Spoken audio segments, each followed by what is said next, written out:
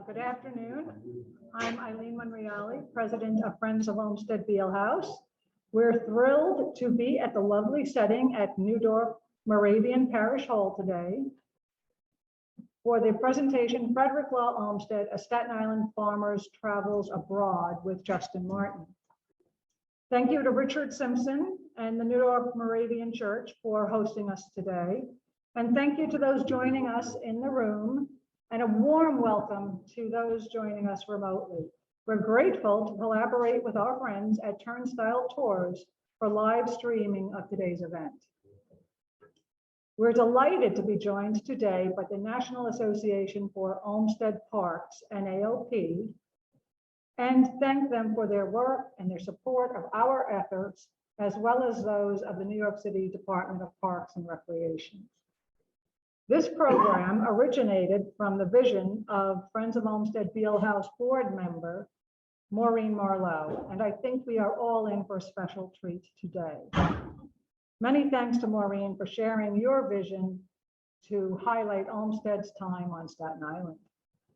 As many of you know, Friends of Olmsted-Beil House was created in 2018 by a group of community volunteers who are passionate and dedicated to our mission to protect, preserve, and present the Olmsted-Beil historic site in Eltonville. Once you see this 17th century farmhouse and its sweeping landscape with Osage orange and cedar of Lebanon trees planted by Olmsted himself, you will realize that it is a miracle that it has been preserved. The house is now listed on the National Register of Historic Places. We're working to see it restored to be opened to the public for education, school trips, and visitors from across the country. Presently, the house is closed and in need of restoration. We can provide a lot of volunteer work, but we ask for your support to make this happen. Please consider joining us. The Friends of Olmsted-Beil House is a proud partner of National Association for Olmsted Parks campaign to celebrate the 200th anniversary of Olmsted's birth this year, 2022. As part of NAOP's Olmsted 200 celebrations, we're planning lectures, children's events, tours, and Flowfest, a family birthday party open to the public. This will be our first event actually to take place in Olmsted-Beil House Park, and we couldn't be more excited. Olmsted-Beil House Park is really coming to take shape with all the volunteers who have helped to clean it up. So please save those dates, Sunday, April 24th, and keep your eyes on our website for further details. In fact, you can add yourself to our free newsletter right from our homepage at olmstedbeilhouse.org to continue to keep up to date on our happenings. Without further delay, I'm honored to introduce Justin Martin. Justin is a researcher and writer whose specialty is American history. His work is meticulously researched but delivered in a narrative style that reads like fiction. He brings historical figures to life for us. Justin has authored books including Rebel Souls, Walt Whitman and America's First Bohemians, and Frederick Law Olmsted, Genius of Place, which brings us to have this event today. We will have his book available for purchase after the presentation today, and he will be happy to autograph it for you. Justin is a graduate of Rice University in Houston, Texas. He lives with his wife and twin sons in Forest Hills Gardens, New York, a landmark neighborhood designed by Frederick Law Olmsted, Jr. And we are delighted that he is a member of the advisory board of the Friends of Olmsted-Beil House. Please welcome Justin Martin.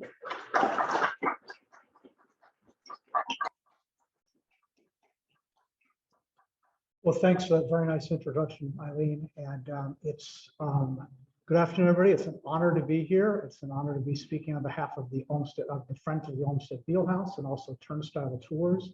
And my speech today is about Frederick Law Olmsted. During his time as a farmer on Staten Island, he took a walking tour through England. And following that, he actually took another couple of trips to Europe. So I'm going to attend to how those trips shaped his thinking on social issues and also his landscape creations. It makes sense, though, to sort of begin at the beginning. So Olmsted was born, as Eileen mentioned, in 1822. So here it is. So he was born April 26th. So we're coming up on the 200th bicentennial of his birth. And he was born in Hartford, Connecticut. This is a monument that still exists in downtown Hartford. And if you look about the middle of the monument, you can see some Olmsted names. Those are forebears of his who were instrumental in founding the community of Hartford. Olmsted, he grew up in pretty prosperous circumstances. His father was a very well-to-do dry goods merchant. And when Olmsted was 14 years old, he dropped out of school. And that was not unusual in this era, but it did mean he was going to have to find some kind of useful profession. And he next really sort of bounced around from job to job. So the first thing he tried was being a surveyor. That didn't really take. Then his father arranged for him to work for a merchant firm in Manhattan, and that didn't really settle in for him. So next he took a year-long ocean voyage to China. He didn't really get his sea legs. So the next thing he tried was being a farmer. And Olmsted actually arranged to go up to Syracuse, or near Syracuse, where a man named George Geddes was running a model farm. He's going to serve a kind of apprenticeship. And if you look at the inset image there, it's a placard that exists today and commemorates the most famous person ever to live on this property, who was Frederick Olmsted. And it mentions on the placard a couple of structures from Olmsted's time that still are in existence. Sadly, one of them, a stone barn that dated to Olmsted's day, just a few years ago, it came down because it was in such disrepair.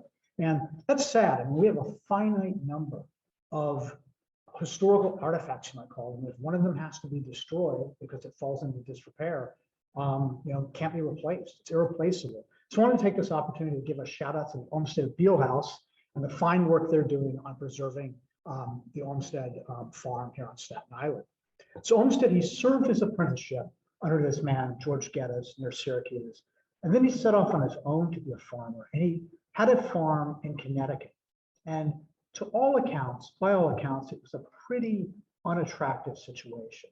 Olmsted himself described it as a soupy farm. What he meant there was it had very poor drainage. But next, Olmsted moved to a much more preferable situation. Olmsted's father purchased him 130 acres on the south shore of Staten Island for $13,000. He moved into a farm that he called Tosomock Farm. He had the big house that you see there. It's a vintage image of Olmsted's farmhouse. It had 9 bedrooms. Olmsted sat down to work on all kinds of different crops, lima beans, cabbage, peaches. Now, the time when Olmsted moved to Staten Island was actually very fortunate because at the exact same time, 2 of the most important people in his life moved to Manhattan. And this photograph here is actually the very first photograph ever taken of Olmsted. It dates to about the time he moved to Staten Island. It features Olmsted and some people who would be important throughout his life. And so standing behind Olmsted, Olmsted, I should mention, is the only person in this photograph who's not looking at the camera. He's easy to pick out. He's looking off to the side with a kind of dreamy, abstracted expression on his face, typical Olmsted. But standing behind him is his brother, John, younger brother. He's got his hand sort of on his, against his ear. And then Olmsted has his arm thrown around a man who's staring really intently directly at you. That's Charlie Brace, his lifelong friend. Well, when Olmsted moved to Staten Island, at the same time, younger brother John moved to Manhattan to study medicine. He was trying to be a doctor. And Charlie Brace, the guy looking at you really intently there, he moved to Manhattan to study in theological seminary. And so Olmsted had a kind of ready-made social life. He was able to, with great ease, go into Staten Island anytime that he, or rather, Olmsted was able at any point to go into Manhattan and visit his brother and his friend. His brother and his friend were able to come at any point and visit him on Staten Island. Now, Olmsted was an incredibly enthusiastic person. He get very excited about things. And when he learned that King Louis Philippe, the French king, had abdicated the throne, he became so excited that he rushed to a nearby farm to share the news. He didn't even know who lived there. As it turned out, the person who lived there was a man named Cyril Perkins. And while he was making that visit, he was introduced to Cyril Perkins' 18-year-old granddaughter who lived with him, Mary Perkins. And Olmsted really hit it off with Mary. He found they had a lot in common, but they used the current term He put her in the friendship zone. He didn't see any romantic potential there.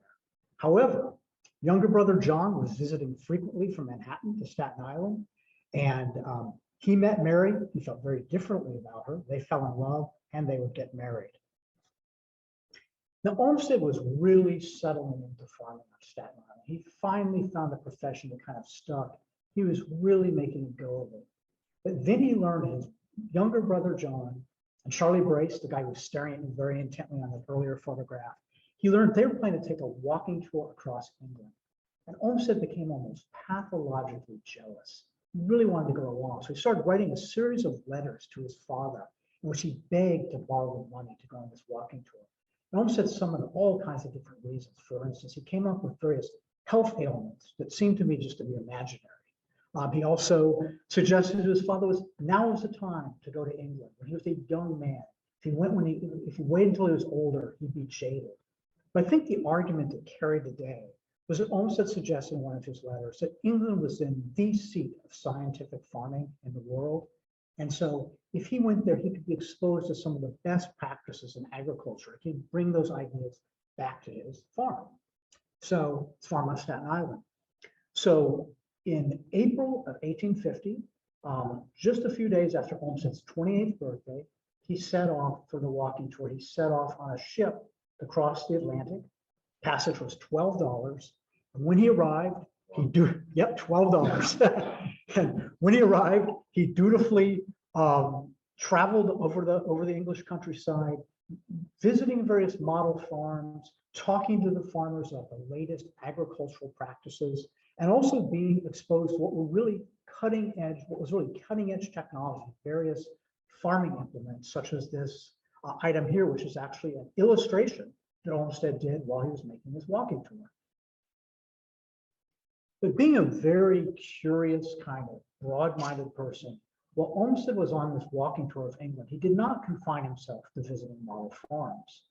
He also visited various other things, including parks. And when he was in Liverpool, he was at a baker's shop, and the baker was preparing for him and Charlie Brace and his brother some rolls for them to take on their walking tour.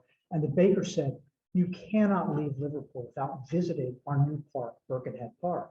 Birkenhead had opened just 3 years before. It had been designed by a landscape architect named Joseph Paxton, and it was the very first public park designed in England. Olmsted visited, and he was really struck by the curving pathways, the broad meadows. What struck him most of all was this was a public park, and he noticed all different kinds of people from all different backgrounds were mixing and mingling in Birkenhead Park. Now, Olmsted had a very different experience on his walking tour when he visited Chirk Castle in Wales. Now, Chirk Castle, it dated to the 13th century. It was a bona fide castle. The name is not any kind of hyperbole. It had a moat, a working moat. It had been in the same house, the same family for generations. And Olmsted had to really do some arm twisting in order to arrange to visit this private property. And during his tour through Chirk Castle, one of the things he was struck by, it's very evident in this vintage image, was that it had a very manicured landscape.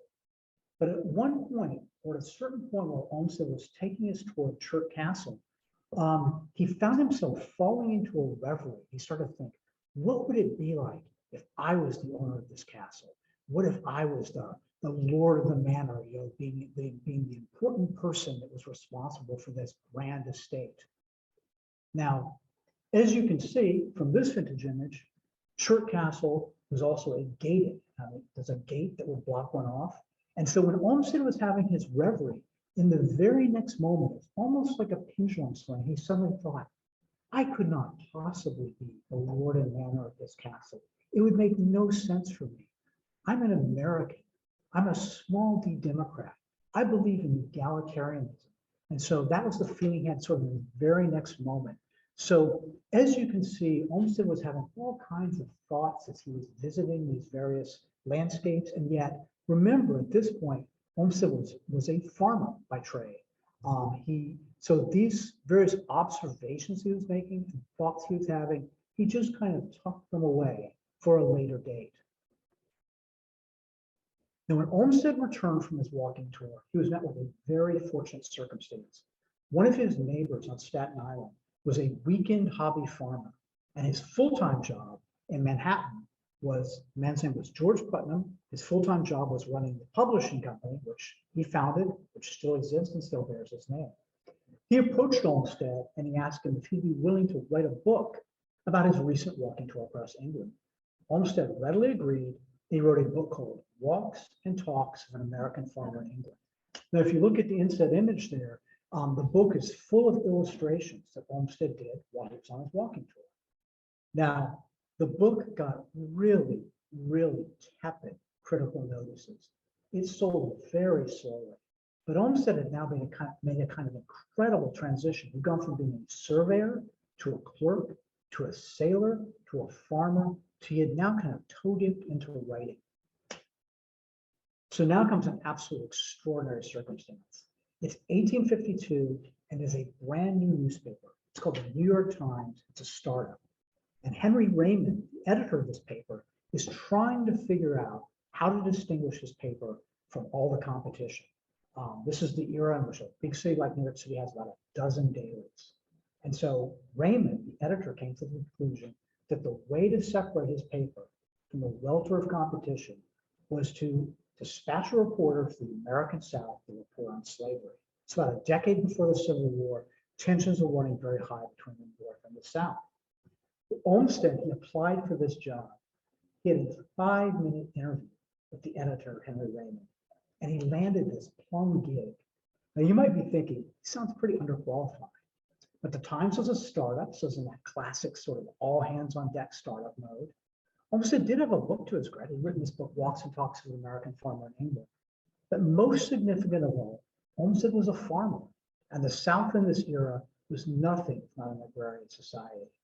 So in the autumn of 1852, after the harvest was over, because Olmsted was still a farmer by trade, he set off for the South. He went everywhere, he talked to everyone, and he produced a spectacular series of dispatches that helped put the brand new New York Times on the map. Now, as he was traveling through the South, as you might imagine, he produced a withering critique of slavery, and he had something to compare it to. He'd seen the model farms in England. He had his own model farm in Staten Island, and they relied on free labor as opposed to the slave labor that he encountered on his southern plantations. But, you know, Olmsted would try to be an open-minded, balanced correspondent. And so as he was traveling through the South, and this also made it very much into his New York Times dispatches, he found that the South was a place of just surpassing beauty. And in fact, this image I've had up for a while here, this is a sketch that Olmsted did while he was on assignment for the New York Times, traveling through the South. So when Olmsted returned from his southern sojourns, he decided that he was going to try something new besides farming. He decided to move from Staten Island at this point, 1855, into Manhattan. He decided he was going to try to join what he called the Literary Republic.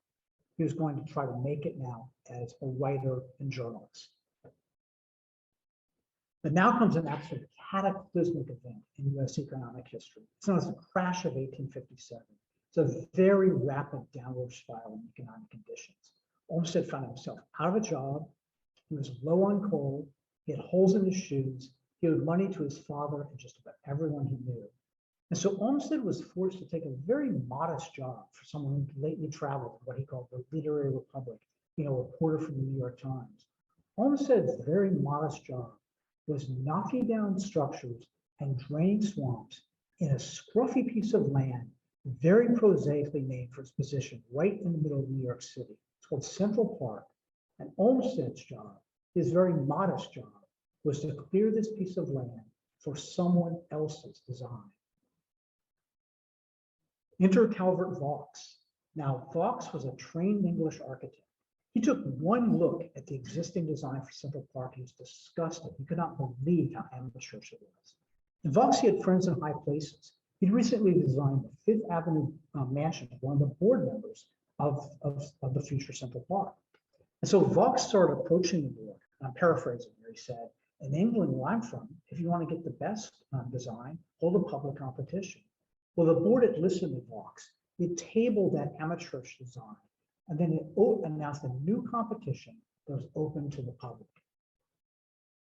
At this point, Vaux sought out Olmsted to see if Olmsted wanted to be his partner on the design competition.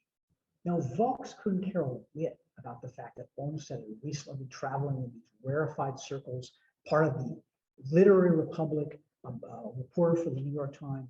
That meant nothing to Vaux in this context. The reason Vaux wanted to pair up with Olmsted was because Olmsted had been out on the scruffy piece of land, knocking down structures and draining swamps, and Vaux perceived that Olmsted literally knew the lay of the land. So Olmsted and Vaux, they teamed up for the design competition. And here it is. This is actually the original blueprint that they designed for that competition. And Olmsted, this was certainly his first foray into landscape architecture. He'd done all kinds of other things. But part of the reason this plan is so set apart is he brought a lot of his experiences from earlier into this design. And to give just one example, Birkenhead Park, which he visited in Liverpool, he'd made some observations about it, which really put this plan in good standing. When he'd been visiting Birkenhead, one of the things he'd really been struck by were the water elements. And the water elements, the lakes and ponds in Birkenhead, were entirely artificial. And he learned a lot about them while he was visiting. And so in Central Park, although they look very naturalistic, the lakes and ponds are actually, they started their life on this blueprint right here. And they were fed in what was then a really innovative way, which was a network of clay pipes. That was in a cutting edge technology that ran from the pathways so that when there was a rainfall, instead of creating puddles and floods in the park, these clay pipes would just feed the ponds and lakes. And so you might think of it almost like filling up a bathtub. And if a lake or pond got too full from rain overflow, there were actually sluices built into the bottom of them in that era, which could be opened up and the water would drain out into the East River. And so as you can see, Olmsted had tucked away something from that visit to Birkenhead Park when he was a farmer by trade and applied it to this design. Well, this design, there were 33 contestants for the design competition. 32 of them produced designs that rate somewhere between a B- and a flat F. Olmsted and Vaux produced an A+. It was instantly recognized as the winning entrant. And Olmsted and Vaux, they were hired to execute their design. Now, executing a park design is a massive, massive undertaking. And the Central Park Board made the very intelligent, very canny decision to open up the park in stages. If they just had Central Park designed and built, it would have taken 8, 10 years, whatever, and then open it to the public with a sort of ribbon cutting. It would have been a lot of time for the public to sort of wait. So what they did was they opened it up in stages. And Olmsted was quickly able to observe that when stages of the park were opened up, he noticed that all different kinds of people from all different backgrounds were mixing and mingling, very similar, very akin to what he observed in Birkenhead Park. And so Olmsted, and I quote here, he described Central Park as a democratic achievement of the highest significance. Now, you see the inset photograph there. Another thing that happened while Olmsted was working on Central Park was he got married. And his bride was his brother's widow, Mary. His brother John had died back in 1857 of tuberculosis.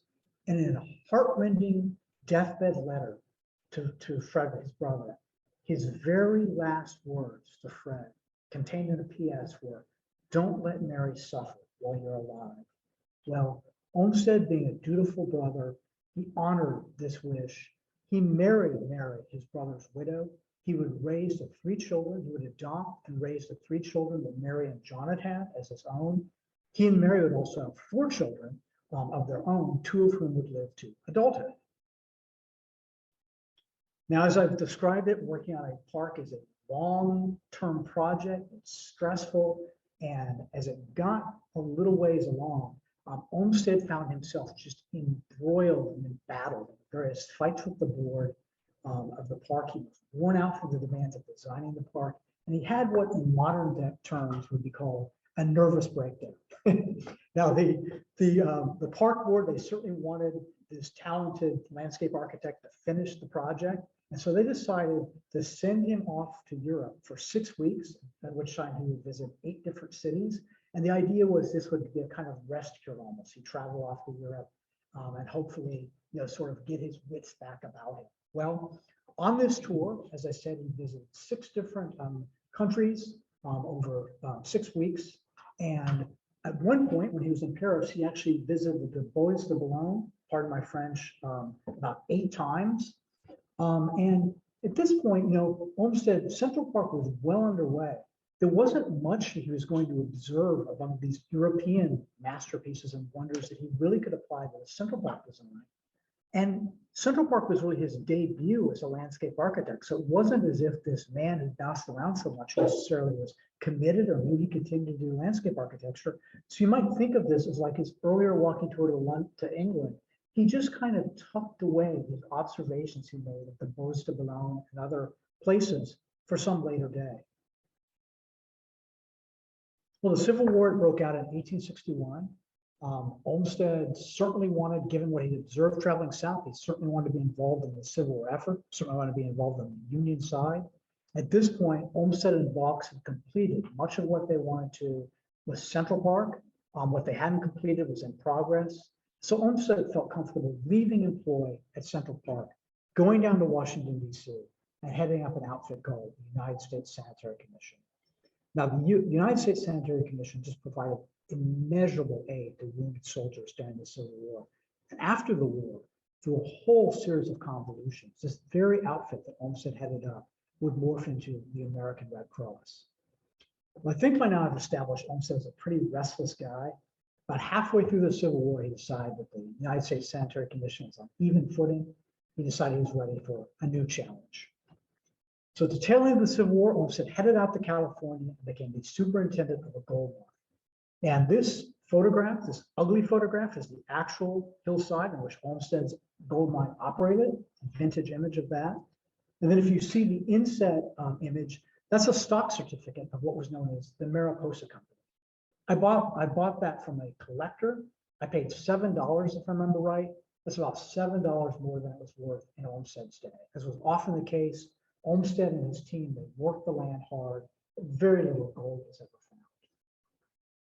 Meanwhile, about 30 miles from the gold mine was Yosemite. And Olmsted started visiting repeatedly. He was enchanted.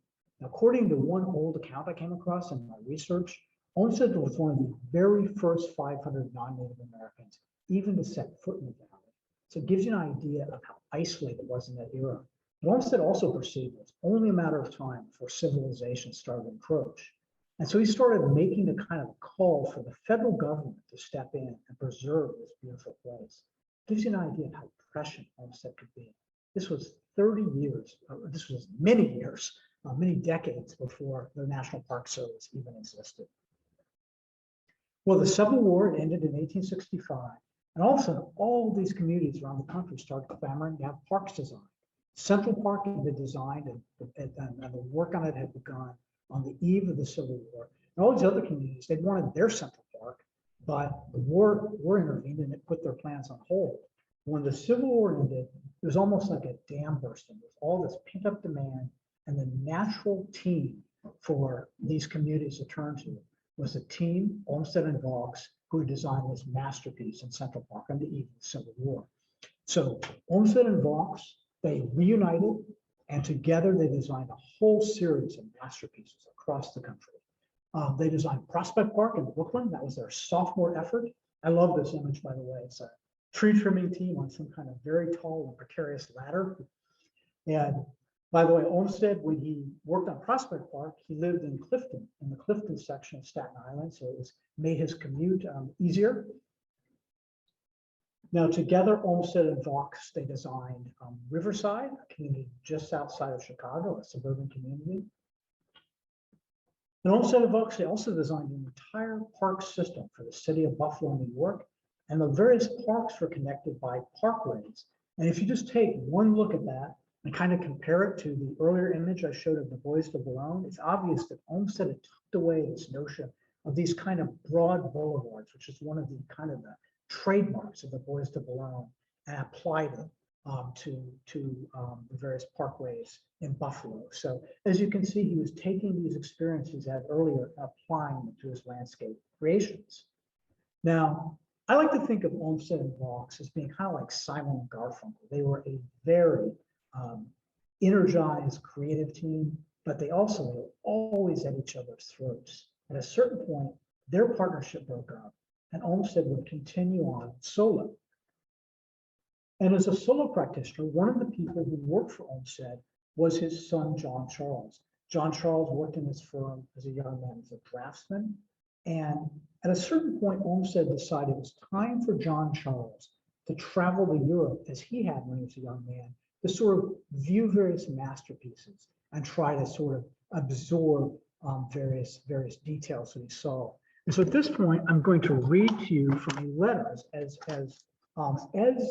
John Charles Olmsted prepared to embark to Europe. Olmsted furnished him with a 6-page letter, and I'm going to read just a portion of it here. So Olmsted wrote to him, "Everywhere examine closely and accurately all small architectural objects adapted to park work. Pavilions, lodges, entrances, chalets, refreshment stalls, bridges, conservatories, plant stands, fountains, drinking fountains, lamps, flag sets, seats, railings, parapets, copings, etc. If you find anything novel and good, especially in plan and arrangement, take sketches and notes and be prepared on return to make full drawings." Imagine getting a letter like that from your father, but his father was also his employer. And even more to the point, Olmsted recognized this was a pre-Google age. The opportunity to travel someplace like Europe was a rare opportunity. You had to make the most of it. You couldn't just call up on your computer an image of something that you maybe had visited. You could, in fact, you couldn't even consult a book. Books did not have photographs in them, they had illustrations. And so it was such a rare and special opportunity to travel. And one like Olmsted wanted to really be able to absorb everything you were seeing and be able to kind of tuck it away and use it later. Now, when John Charles arrived in Europe, he dutifully wrote his father and he recounted the various masterpieces he was seeing in Europe. And for a while, his father seemed pretty satisfied. But then Olmsted started to get frustrated. He felt like John Charles was wasting this precious opportunity. He wasn't absorbing enough. He wasn't looking closely enough with a well enough attuned eye. And so at this point, Olmsted wrote John Charles a letter in which he said he would be joining him in Europe and that he would be going to Amsterdam, Munich, Vienna, Pisa, Turin, Florence, Dijon. And he listed several other cities. At this point, poor panicked John Charles wrote a letter to his mother in which he said, "His mention of a long string of cities he intends visiting fairly makes my head swim." And what ensued was Olmsted joined up with John Charles. Together, they traveled through Europe, visiting various masterpieces in what, as far as I could tell, was a very tense father-son trip. However, there was a purpose behind it because Olmsted, as a solo practitioner, with John Charles working in his firm, would create a whole series of masterpieces across the country. Olmsted designed the Emerald Necklace, an entire interrelated system of parks for the city of Boston. Olmsted designed a whole system of parks for the city of Louisville, including Cherokee Park. And famously, Olmsted designed the temporary grounds of the Chicago World's Fair, what's been known as the White City. And you can just take one look at that and you can instantly recognize what the kind of the antecedent, the inspiration for that was, with the winding lagoons, what looks like a gondola there. Obviously, a trip to Venice that Olmsted had made helped inspire this particular landscape. So Olmsted's final project, his final major project, his swan song, was the Biltmore Estate in Asheville, North Carolina. And for this project, the client was George Washington Vanderbilt, then the richest man on earth. Olmsted actually had known the various Vanderbilts going all the way back then when he lived on Staten Island. And throughout the long period of time he'd spent as a landscape architect, he'd worked with many different Vanderbilts on commissions. This commission was a giant project.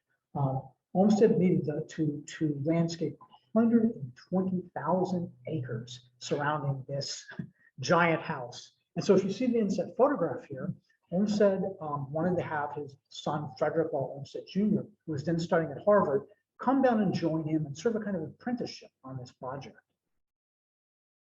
Well, the project was pretty far along. It was nearing completion when Vanderbilt hired John Singer Sargent, the great portraitist, to do a painting of Olmsted.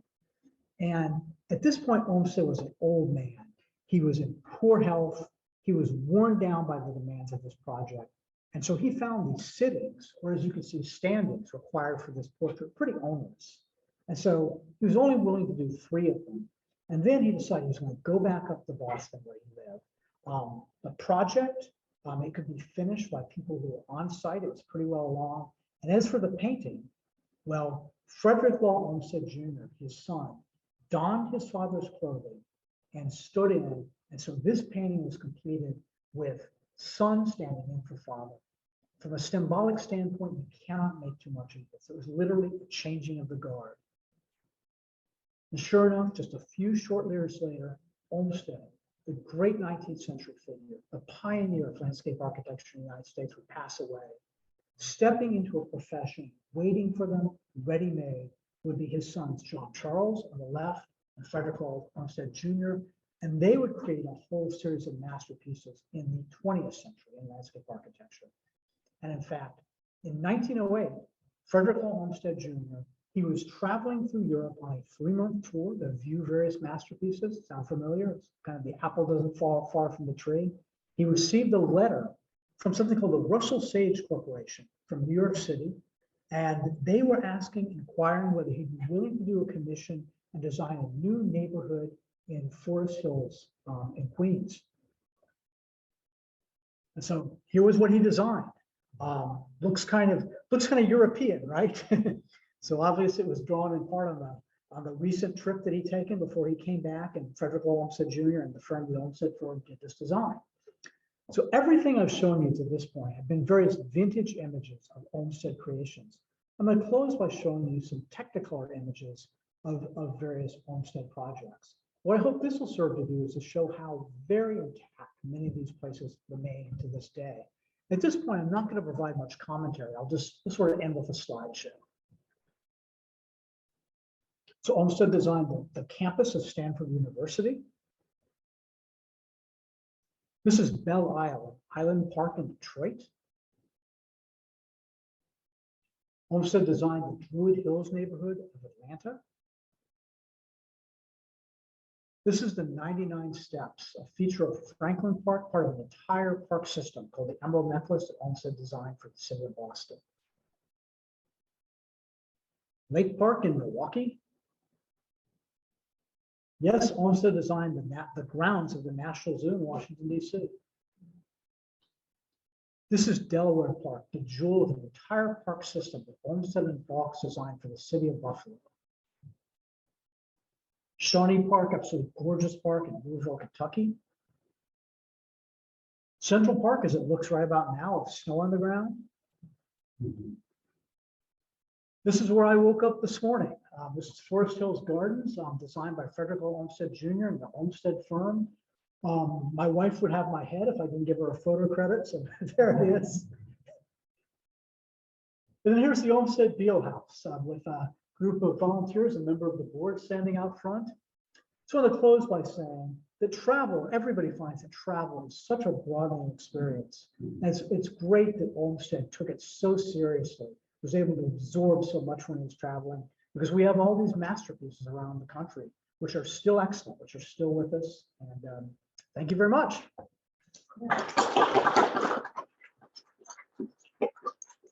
Thank you. You got a question? Let me take a quick drink of water.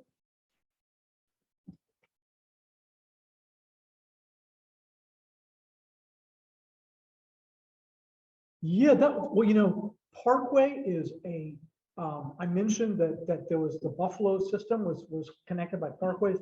Parkway was a concept that Olmsted and Vaux actually dreamed up. They coined the phrase Parkway. It's much abused. I mean, you can go to any suburban area and see like a little concrete median with scraggly trees on it, and that constitutes a parkway today. They actually coined that term. And the parkways that you refer to, I believe it's Eastern and Ocean, is that correct? The original plan that Olmsted Vaux had, such an ambitious plan, was to connect New York City's green spaces, Central Park, Prospect Park, some other parks, I think Fort Greene Park, the beachfront areas and places like Coney Island, to a network of parkways. So they had an incredibly ambitious plan. One can only wish it had been realized. Instead, what happened is a couple of parkways took their name from it, and elements of them, very short elements of it, if I remember right, mostly going out of Prospect Park and going for a distance, actually are in some way in conjunction with their design. But that grander plan they had to have this network of parkways, sadly was not realized, because New York City, it's wonderful that it has so much green space, and much of it is a part of Olmsted and Vaux's vision. But boy, if those parkways had been realized, it would be all the better, right? Was he influenced when he went on his walking tour for parkway development? Because if you look at Eastern Parkway leading into Grand Army Plaza, it looks a lot like Champs-Élysées leading into I think, during that first walking, absolutely is the answer. He was without question influenced by the Arc de Triomphe, and also by the Beauce de Boulogne with its type of parkways, which were pedestrian, but also, as you said, the Arc de Triomphe and parkways are actually for conducting traffic carriages in that era. Absolutely influenced by them. During his first walking tour, when he went to England, his notes about his subsequent quick visit into, I think, Germany and maybe France are pretty vague, but his later couple of trips when he went to Europe, he very much, was influenced by those French parkways. Yes. And are there any other questions? Yes. How long did you write in New York Times? He wrote for, the question was, how long did Olmsted write for the New York Times? And he worked for the New York Times from, I think if I remember right, from the autumn of 1852 through 1853. And he actually made 3 separate trips. I kind of kept it simple in my speech, but he first went to the sort of the seaboard, Virginia and North Carolina and so forth. Then he went into a second trip he made as a correspondent for the New York Times into the deep, what we call the deep South, Alabama, Mississippi, and so forth. Then he made a third trip to Texas. And that was the extent of his New York Times reporting. He did that over the course of the years of 1852 and 1853, and also did it in conjunction with being a farmer still. So he had to work out time to do that. And then he actually wrote 3 books based on his reportage. And then he condensed those books into a very famous book called The Cotton Kingdom. So, yeah. And how old was he when he died? How old was he? When he died? Let's see, he died in 1903, and he was born in 1822. So somebody do the math for me. Is it 79? Am I 81? Thank you. So, yeah, he led a long life for that era, or any era. Yes.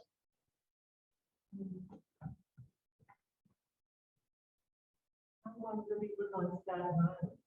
He lived on Staten Island from, let's see if I remember this, I believe from 1848 to 1855, if I remember right. Does that sound right, Eileen? Yeah, okay, great. So yep, so 7 years, I guess it would have been. And did he work on some of his designs on Staten Island? He did. What's really interesting is I described earlier, I was trying to kind of keep it simple as it were, but he wasn't yet a landscape architect in name or in trade or in vocation when he was on Staten Island, but he actually, his own property, he had a great natural sense of design. He'd also grown up in Connecticut with a deep, deep appreciation of landscape. And so he really did a lot of work on his own farm to design it. And it was so striking what he'd done that some of his neighbors asked him to do designs for them, including Vanderbilts. So, so wealthy Vanderbilts actually asked him to work on their farms.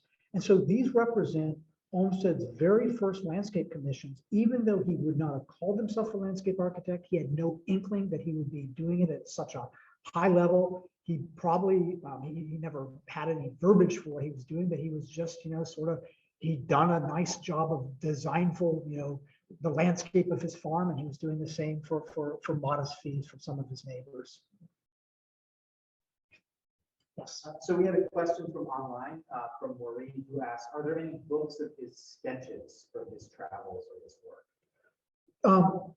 The question was, are there any books of Olmsted sketches from his travels or works? And there actually aren't. They appear in each of those. When I described how he wrote Walks and Talks of an American Farm, and he wrote 3 books about his travels for the New York Times through the southern states. And those are full of illustrations, some of them very kind of almost workaday images of farming implements and so forth, and some of them landscapes, like the picture I showed of him traveling through the South.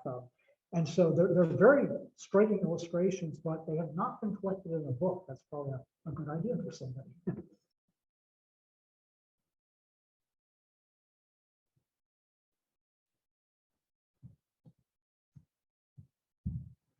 So when he was living at Tosomock, and that was his first, maybe not his first, but it was, one of his journeys into landscape architecture when he was talking about. How do you think that may have influenced his future work? So her question was, when he was living on his Staten Island farm, which was called Tosomock Farm, how did the design there influence his later work? I guess what I'd say is he had a great natural sense of, in fact, I took the name of my book, Genius of Place, from the idea that he would always think about what a landscape, what it was naturally, and how to kind of accentuate that. That was his great skill. So throughout his career, one of the things that made him just brilliant was he recognized his genius of place. He recognized that a place had its own kind of spirit. Connecticut, where he grew up, had its own spirit. Different landscapes he visited. And when he became a full-time landscape architect, he was always very, very sensitive to whatever community he'd go into. And often the community, the common thing was, give us Central Park. We'd like a rectangle in our city that looks like Central Park. And he'd say, well, your city has a kind of desert climate, or your city doesn't lend itself to it. So he was always very good about that. So to answer your question, that's what he did very naturally, without a bunch of thought into it. When he was living here on Staten Island, he just thought about what would naturally, for instance, there was a barn that blocked the view. I mean, who wants a barn blocking your best view? He moved the barn. He thought a curving pathway would naturally be the best way to get to your farmhouse. It would just kind of slow you down and give you a sense of pleasure. It would make you look at things differently.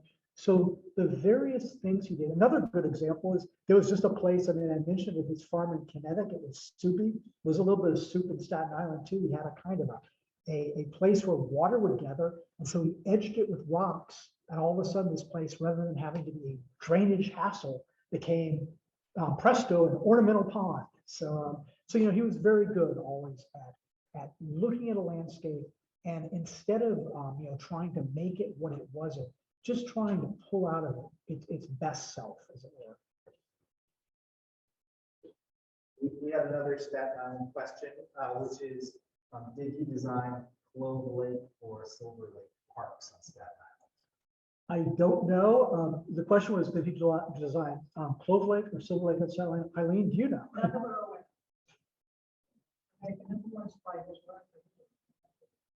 So you actually know he didn't do that, but From everything we've learned, he is not. Mhm.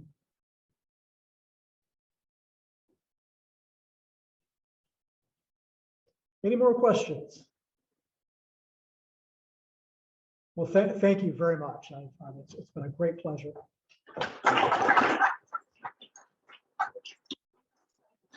Well, thank you.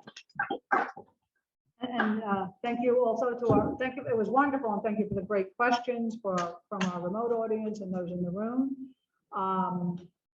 Before we end, I would just like to ask Tina Kazman-Dunn to come up.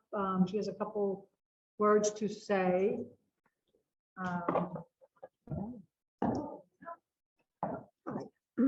I just wanted to give you a quick update on our process of clearing the land, that 1.5 acres that surrounds the Olmsted House. We've been working on it for 3 years with a sturdy volunteer base of little children, medium children, school-age children. Everybody loves to come. And we feel now we are at 75% finished with the real grunt work. And then there's always going to be the manicuring and making it perfect, but we've come a long way. And because of Parks knows that we're doing a good job, they decided to honor us a little bit, and they've come up with a pin, an enamel pin, a metal enamel pin of a little shovel, and they gave these pins to us to find good homes, give them to people that we believe are doing a heck of a job. And the board talked about it, and we all came up with one and same name. And that person is a whirling dervish. You all know him if you've been on site, but sometimes he goes by in a blur because he moves so fast. He's at every event. He comes early. He leaves late. He does whatever we ask him to. He sets up tables and chairs. He leaps tall buildings at a single bound. And his name is Chris Camuto. Come up here, Chris. Are the best. This is your new hat with your new pin, and it says volunteer leader, and that is certainly what you are. You are the official captain of the. Well, I'm very honored, but it's not necessary. It's necessary. So thank you very much, and No we're gonna problem. start up cleanups again, hopefully in April. Can't wait. And when you see a blur, that's Chris.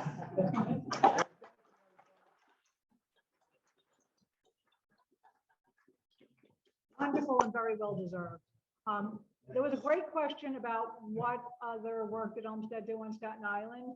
I would be, ridiculous if I didn't take this opportunity to tell you about this wonderful project that we completed earlier this year, thanks to our advisory board member, Joseph Setzenieri. It's the Discovery Map. So in the back, we have the Discovery Map available. And it's also available online on our website, but it's gorgeous. It has original artwork and tells you about 14 different places that he influenced, created different works on Staten Island. So please take a look at that. We also have it framed if anybody's interested, because it's just fantastic. And thank you, Justin, again, for sharing so much. You bring Olmsted to life and all the talents that you offer us. We are so appreciated. So thank you. And we are going to have a short hospitality. Thank you. From Turnstile Tours and all the board members here to help. And of course, Richard Simpson, thank you again. And Thomas, thank you for your help today. Wonderful event. Yes. He also designed Floramento Park in Roseville Park, New Jersey. Cool. And it's a very pretty park. Anybody wants to visit it, it's very close to Staten Island. I think there are so many parks everywhere we go, but thank you for sharing that. It's like he's influenced the whole country. So we all have a lot to discover about him. But please stay for a reception. We have some refreshments, and we look forward to talking. And again, Justin is happy to sign the books. We have the books available. Frederick Olmsted, Genius of Place. So thank you.